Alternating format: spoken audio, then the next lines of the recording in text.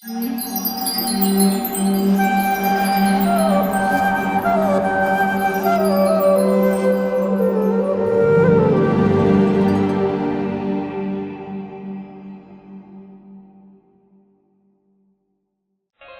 4 दिव्य ज्ञान।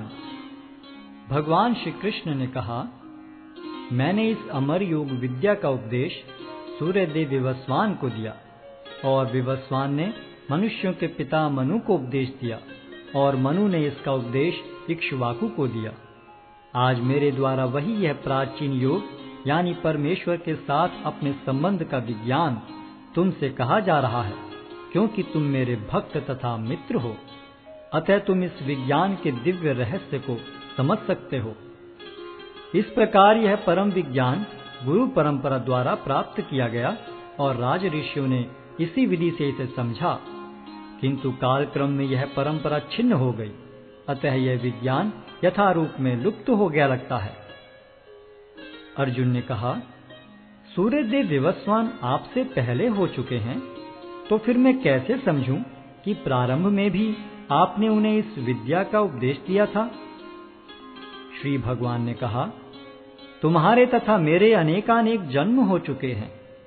मुझे तो उन सब का स्मरण है, किंतु हे परंतप तुम्हें उनका स्मरण नहीं रह सकता है।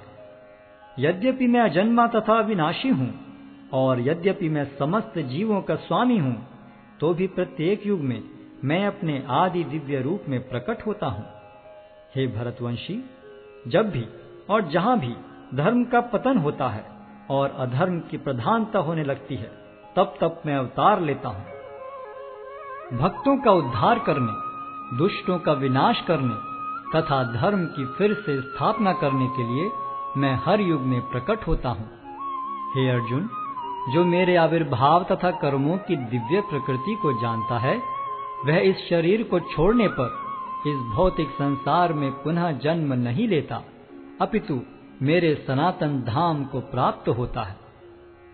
आसक्ति, भय तथा क्रोध से मुक्त होकर, मुझ में पूर्णतया तन्मय होकर और मेरी शरण में आकर बहुत से व्यक्ति भूतकाल में मेरे ज्ञान से पवित्र हो चुके हैं। इस प्रकार से उन सबों ने मेरे प्रति दिव्य प्रेम को प्राप्त किया है। जिस भाव से सारे लोग मेरी शरण ग्रहण करते हैं, उसी के अनुरूप मैं उन्हें फल देता हूँ। हे पार्थ, प्रत्येक व्यक्ति सभी प्रकार से मेरे पथ का अनुगमन करता है। इस संसार में मनुष्य सकाम कर्मों में सिद्धि चाहते हैं, फलस्वरूप वे देवताओं की पूजा करते हैं। निस्संदेह संसार में मनुष्य को सकाम कर्म का फल शीघ्र प्राप्त होता है।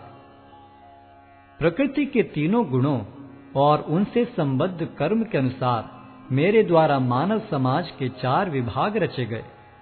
यद्यपि मैं इस व्यवस्था का सृष्टा हूँ, किंतु तुम यह जान लो कि मैं इतने पर भी अव्यय अकर्ता हूँ। मुझ पर किसी कर्म का प्रभाव नहीं पड़ता, न ही मैं कर्म फल की कामना करता हूँ। जो मेरे संबंध में इस सत्य को जानता है, वह भी कर्मों के फल के पाश में नहीं बंधता। प्राचीन काल में समस्त मुक्तात्माओं ने मेरी दिव्य प्रकृति को जान करके ही कर्म किया। अतः तुम्हें चाहिए कि उनके पद चिन्हों का अनुसरण करते हुए अपने कर्तव्य का पालन करो। कर्म क्या है और अकर्म क्या है, इसे निश्चित करने में बुद्धिमान व्यक्ति भी मोहग्रस्त हो जाते हैं। अतः मैं तुमको बताऊंगा कि कर्म क्या है, जिसे जानकर तुम सारे अशुभ से मुक्त हो सकोगे। कर्म की बारीकियों को समझना अत्यंत कठिन है। अतः मनुष्य को चाहिए कि वह यह ठीक से जाने कि कर्म क्या है, विकर्म क्या है और अकर्म क्या है।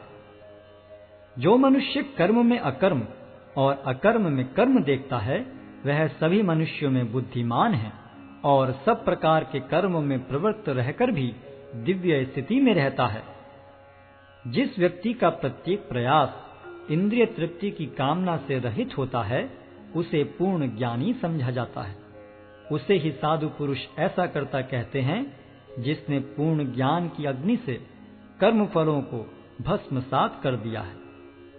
अपने कर्म फलों की सारी आसक्ति को त्याग कर सदैव संतुष्ट तथा स्वतंत्र रहकर वह सभी प्रकार के कार्यों में व्यस्त रहकर भी कोई सकाम कर्म नहीं करता। ऐसा ज्ञानी पुरुष पूर्ण रूप से संयमित मन तथा बुद्धि से कार्य करता है, अपनी संपत्ति के सारे स्वामित्व को त्याग देता है और केवल शरीर निर्वाह के लिए कर्म करता है। इस तरह कार्य करता हुआ वह पाप रूपी फलों से प्रभावित नहीं होता है। जो स्वतः होने वाले लाभ से संतुष्ट रहता है, जो द्वंद्व से मुक्त है और ईर्ष्या नहीं करता, जो सफलता तथा असफलता दोनों में स्थिर रहता है, वह कर्म करता हुआ भी कभी बंधता नहीं। जो पुरुष प्रकृति के गुणों के प्रति अनासक्त है और जो दिव्य ज्ञान में पूर्णतया स्थित है, उसके सारे कर्म ब्रह्म में लीन हो जाते हैं।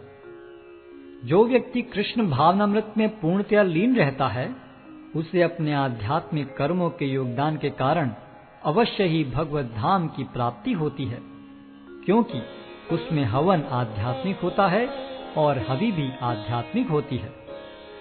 कुछ योगी विभिन्न प्रकार के यज्ञों द्वारा देवताओं की भली भांति पूजा करते हैं और कुछ परब्रह्म रूपी अग्नि में आहुति डालते हैं। इनमें से कुछ विशुद्ध ब्रह्मचारी श्रवणादि क्रियाओं तथा इंद्रियों को मन के नियंत्रण रूपी अग्नि में स्वाहा कर देते हैं, तो दूसरे लोग इंद्रिय विषयों को इंद्रियों की अग्नि में स्वाहा कर देते हैं।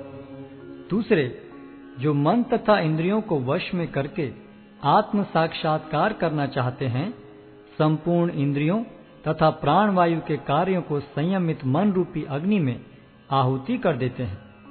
कठोर व्रत अंगीकार करके कुछ लोग अपनी संपत्ति का त्याग करके कुछ कठिन तपस्या द्वारा, कुछ अष्टांग योग पद्धति के अभ्यास द्वारा अथवा दिव्य ज्ञान में उन्नति करने के लिए वेदों के अध्ययन द्वारा प्रबुद्ध बनते हैं। अन्य लोग भी हैं जो समाधि में रहने के लिए श्वास को रोके रहते हैं। वे अपान में प्राण को और प्राण में अपान को रोकने का अभ्यास करते हैं और अंत में प्राण अपान को रोककर समाधि में रहते हैं। अन्य योगी कम भोजन करके प्राण की प्राण में ही आहुति देते हैं। ये सभी यज्ञ करने वाले यज्ञों का अर्थ जानने के कारण पाप कर्मों से मुक्त हो जाते हैं और यज्ञों के फल रूपी अमृत को चखकर परम दिव्य आकाश की ओर बढ़ते जाते हैं। हे कुरुश्रेष्ठ, जब यज्ञ के बिना मनुष्य इस लोक में या तो इस जीवन में ही सुखपूर्वक नहीं रह सकता, तो फिर अगले जन्म में कैसे रह सकेगा। ये विभिन्न प्रकार के यज्ञ वेद सम्मत हैं और ये सभी विभिन्न प्रकार के कर्मों से उत्पन्न हैं। इन्हें इस रूप में जानने पर तुम मुक्त हो जाओगे। हे परंतप, द्रव्य यज्ञ से ज्ञान यज्ञ श्रेष्ठ है। हे पार्थ, अंततो गत्वा सारे कर्म यज्ञों का अवसान दिव्य ज्ञान में होता है। तुम गुरु के पास जाकर सत्य को जानने का प्रयास करो, उनसे विनीत होकर जिज्ञासा करो और उनकी सेवा करो। स्वरूप सिद्ध व्यक्ति तुम्हें ज्ञान प्रदान कर सकते हैं, क्योंकि उन्होंने सत्य का दर्शन किया है। स्वरूप सिद्ध व्यक्ति से वास्तविक ज्ञान प्राप्त कर चुकने पर तुम पुनः कभी ऐसे मोह को प्राप्त नहीं होगे, क्योंकि इस ज्ञान के द्वारा तुम देख सकोगे कि सभी जीव परमात्मा के अंश स्वरूप हैं, अर्थात वे सब मेरे हैं। यदि तुम्हें समस्त पापियों में भी सर्वाधिक पापी समझा जाए, तो भी तुम दिव्य ज्ञान रूपी नाव में स्थित होकर दुख सागर को पार करने में समर्थ होगे।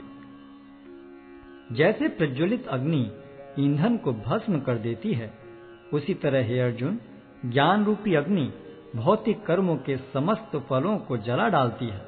इस संसार में दिव्य ज्ञान के समान कुछ भी उदात्त तथा शुद्ध नहीं है। ऐसा ज्ञान समस्त योग का परिपक्व फल है। जो व्यक्ति भक्ति में सिद्ध हो जाता है, वह यथा समय अपने अंतर में इस ज्ञान का आस्वादन करता है। जो श्रद्धालु दिव्य ज्ञान में समर्पित हैं और जिसने इंद्रियों को वश में कर लिया है, वह इस ज्ञान को प्राप्त करने का अधिकारी है और इसे प्राप्त करते ही वह तुरंत आध्यात्मिक शांति को प्राप्त होता है। किंतु जो अज्ञानी तथा श्रद्धा विहीन व्यक्ति शास्त्रों में संदेह करते हैं, वे भगवत भावनामृत नहीं प्राप्त करते, अपितु नीचे गिर जाते हैं। संशयात्मा के लिए न तो इस लोक में न ही परलोक में कोई सुख है। जो व्यक्ति अपने कर्म फलों का परित्याग करते हुए भक्ति करता है और जिसके संशय दिव्य ज्ञान द्वारा विनष्ट हो चुके हैं, वही वास्तव में आत्मपरायण है। हे धनंजय, वह कर्मों के बंधन से नहीं बंधता। अतएव तुम्हारे हृदय में अज्ञान के कारण जो संशय उठे हैं, उन्हें ज्ञान रूपी शस्त्र से काट डालो। हे भारत, तुम योग से समन्वित होकर खड़े हो और युद्ध करो।